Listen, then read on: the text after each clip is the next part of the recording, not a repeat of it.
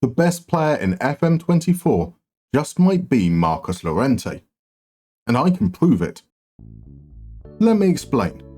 As we come to the end of the game cycle, it seemed like a good time to explore the best possible lineup in Football Manager. Now, best is subjective, so let me take you through the 5 levels of the FM24 Dream Team. First, the methodology. Those familiar with the Moneyball Clinic series will know that I've created a database of advanced analytics for multiple full detail simulations of the top 30 leagues. But let's be realistic, no one from League 1 is going to make the Dream Team.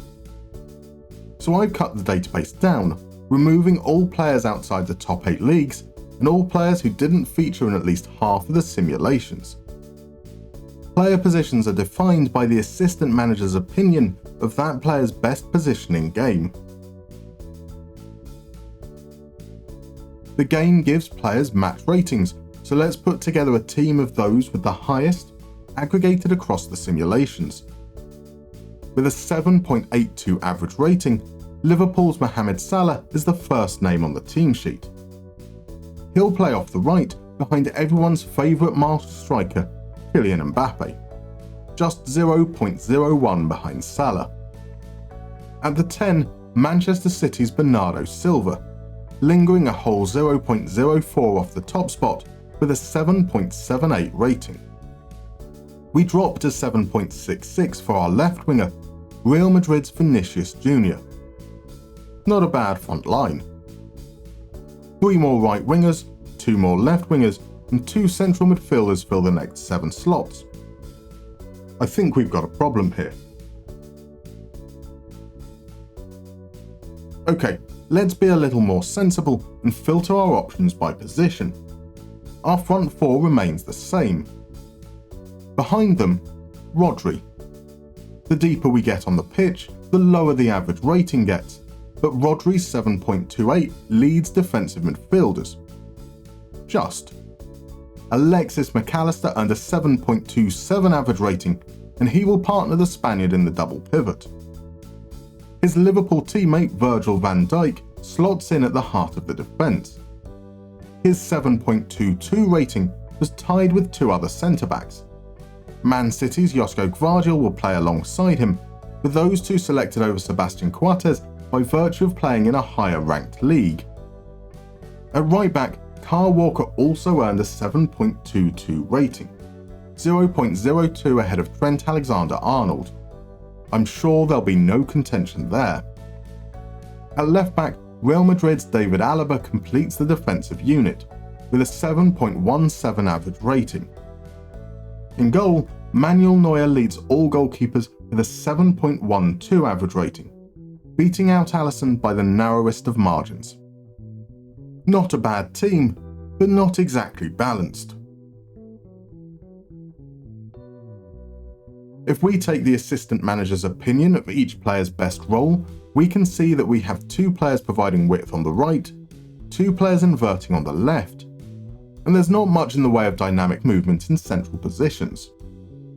Still sticking to the in-game definition of a player's best position, we might want to change to a 4-3-3. 7.49 rated Jude Bellingham comes in to replace Bernardo Silva. Fede Valverde and his 7.53 rating takes the spot of Alexis McAllister. At right back, Trent Alexander-Arnold comes into the fold. At left back, Theo Hernandez. Overall, the team's combined average rating dropped from 81.56 to 81.51, a minimal change for a more balanced 11. Now, football is a squad game, and having different profiles from the bench can be the difference maker. So let's have a look at some of the alternative options out there. Geronimo Rulli is the highest rated goalkeeper. Sebastian Coates we've already mentioned. Reece James as an inverted fullback apparently. Lucas Hernandez to back up his brother as a boring fullback. Declan Rice is the highest rated defensive midfielder. Kevin De Bruyne as a Mezzala. John McGinn as a ball-winning midfielder. Eduardo Camavinga as a Carrilero. Angel Di Maria could invert from the right. Rafael Leao as a winger on the left, and Julian Brandt as the only attacking midfielder in the top 20 that isn't considered an advanced playmaker. Up front, Robert Lewandowski as a deep-lying forward, Ryan Mbeumo as a pressing forward, or Gonçalo Ramos as a poacher. As good as this doesn't feel like a Mustermann video. Where's the unnecessary analytical shenanigans? Here, at level 4, we can start with some possession-adjusted metrics. With a dataset that covers multiple simulations, this is a bit difficult, and so I've cheated a little. Taking the combined number of passes completed by all players per club, standardised as a starting 11, and measured against the league average, I've been able to loosely estimate team possession.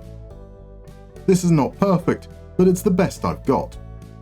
We can use that to possession adjust metrics for each player. I then used that data to create the following teams.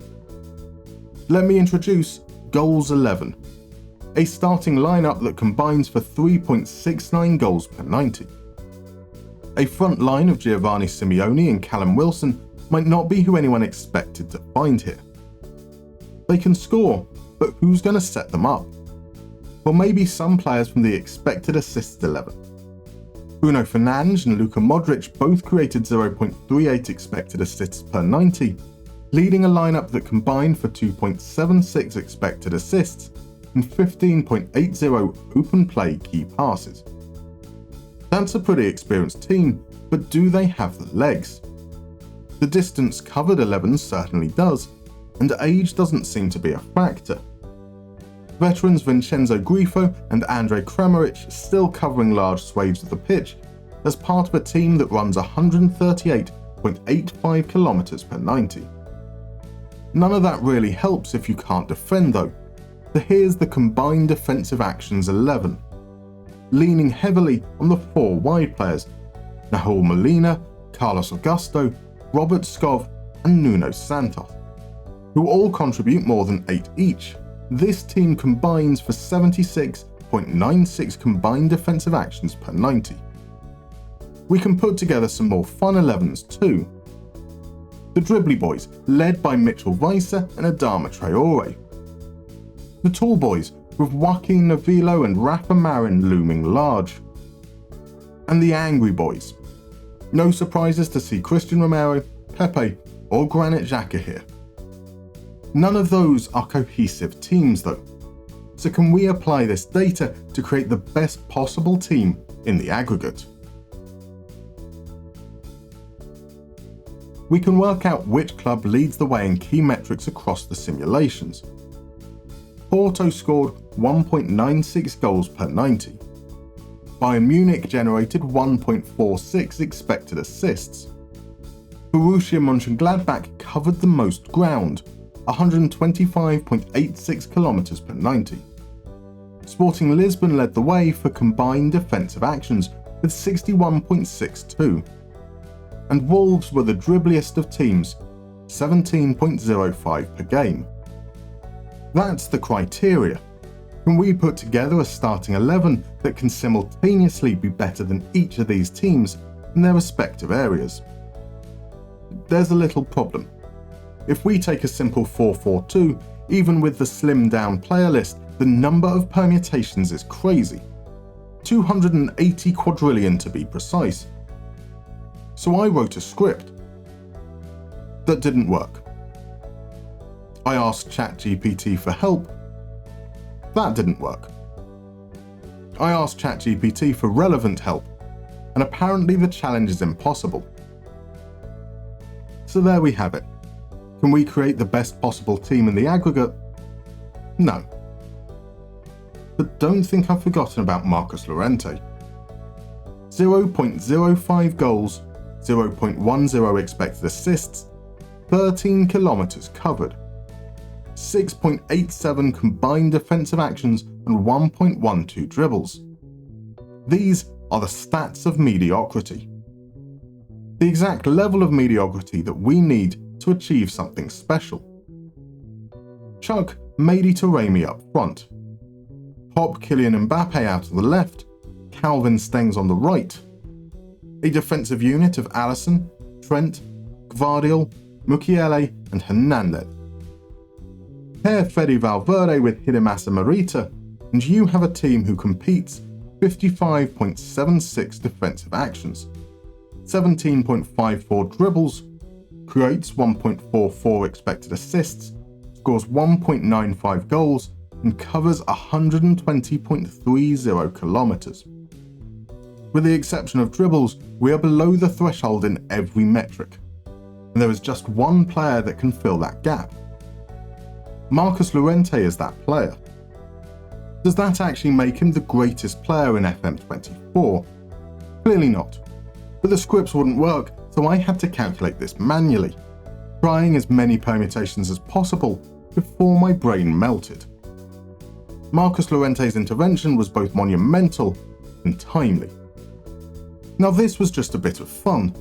As mentioned at the top, best is subjective, and the joy of football is being able to form your own opinions.